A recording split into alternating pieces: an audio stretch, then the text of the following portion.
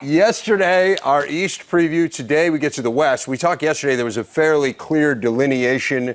The top three teams, Ohio State, Michigan, Michigan State, not necessarily in that order, but those three had clearly separated themselves. I don't think it's as clear, the separation here in the West. You guys agree? Absolutely agree. More balanced.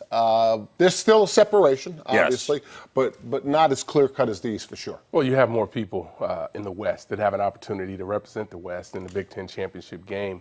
And the talent pool, I think, is much closer as well, which is a big reason. But, you know, there's some outstanding coaches in the West, and they'll be tested when they go against each other, including those crossover games that they'll have. Yeah, I think you hit on it, though. Talent pool 1 through 7 is much closer in the West than talent pool 1 through 7 in the East, regardless of team. Right. Talent no, pool. absolutely. 1 through 85 times 7, 1 through 85 times 7. Much more closely bunched together, and it should make maybe for a little bit more intrigue, although I'm not sure there's much intrigue at the very, very top. I'll be interested to see whether you guys go with the consensus and pick the Iowa Hawkeyes. Let's run through the top storylines for each team, what we saw on the tour. Howard, let's start with you in Illinois. I think when you start with Illinois, it really starts with this man right here, Lovie Smith, bringing some much-needed stability to the program. This is a program that's been in turmoil for the last several years. Now you bring in an established veteran coach. Yes, he's from the NFL, but he's had his days at Ohio State where he was very successful as a position coach, and Illinois needs that now. And Iowa, can you handle high expectations? This is a tough spot to be in. There's a lot of reasons you can. You're looking at a couple. They can run the ball. CJ can throw the ball. They're built at the line of scrimmage. You know, the one thing you never know about handling expectations is the motivation. But I think the last 2 games helps motivate him. I think when you look at Minnesota, it's really about Mitch Leitner and the job that he's done since he's been the starter. But this year he'll be playing in a new offense. Now, yes, we saw this offense, and it didn't look all that new. Kind of looked the same, but I wonder, was that a byproduct of BTN being there? So I was interested in seeing them play.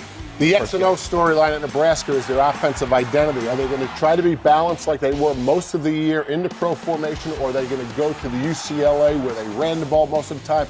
It's not quite that simple. One of the reasons is all the talent at wide receiver. Can you afford not to use them in this decision? Yeah, I think Northwestern has to be able to find that consistency on the offensive side of the football.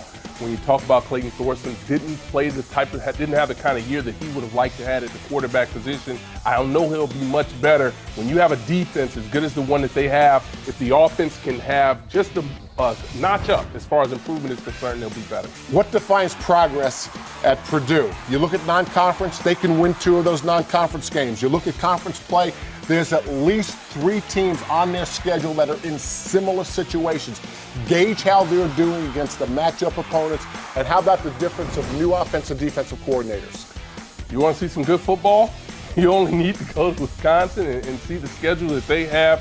5 of the top 20 teams in the first 7 games. This is going to be an outstanding schedule. They'll be tested. As they say, they have a lot of opportunity this year. I like that. That's a